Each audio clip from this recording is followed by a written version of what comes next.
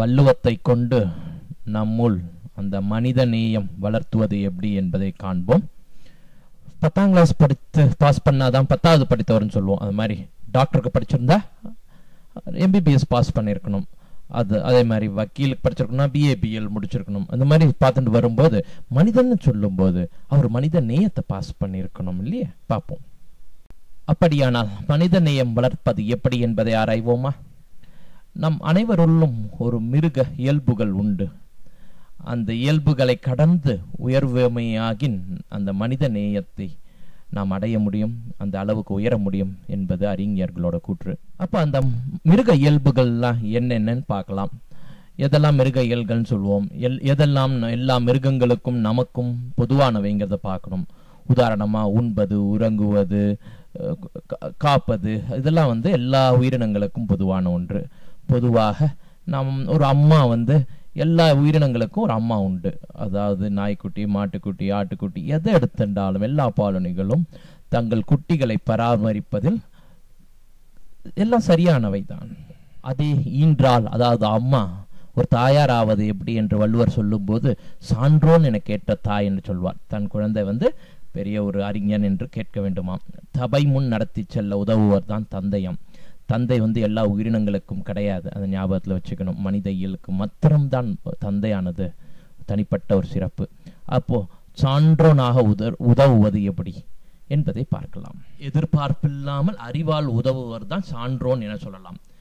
நாம் சான்றோனாவது தான் நம் பெற்றோருக்கு காட்டும் நன்றி என்கிறார்.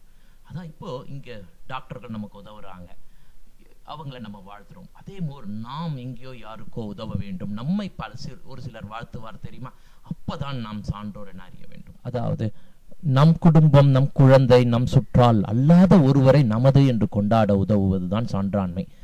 இங்கு நம் டாக்டர்களுக்கு நாம் உதவ முடியுமா? முடியாது. இவர்களுக்கு நாம் எப்படி திருப்பி செய்ய வேண்டும் என்றால், நாம் இவர்கள் என்ன விருப்பப்படுவார்களோ அதை செய்து காட்ட வேண்டும்.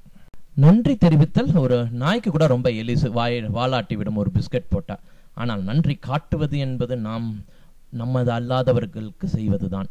இப்பொழுது ஏனென்றால் இலவசம் என்று ஒன்றில்லை, பிச்சைக்காரர்களுக்கு மட்டும்தான் எல்லாம் இலவசம்.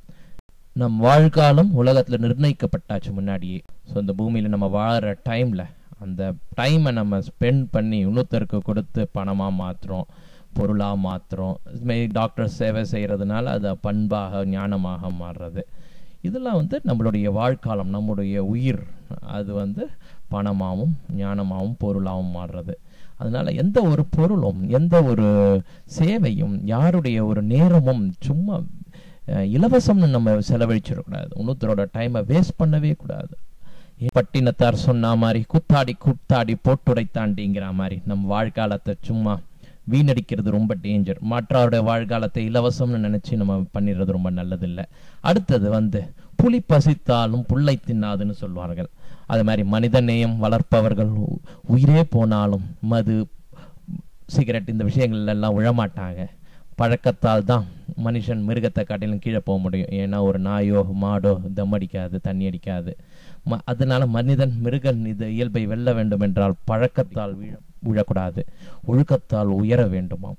ஏன்னா அவர்களுக்காக அந்த பண்பு முடியும். ஒரு மாட்டால் ஒழுக்கத்தில் உயரவே முடியாது. அதனால் அந்த பாசிபிலிட்டி இருக்கிற நீங்களே அந்த உறங்கும் உயர்ந்த உண்மை. இன்றே நம் எஞ்சிய வாழ்காலத்தின் புதிய தொடக்கமாக ஆரம்பிப்போம்.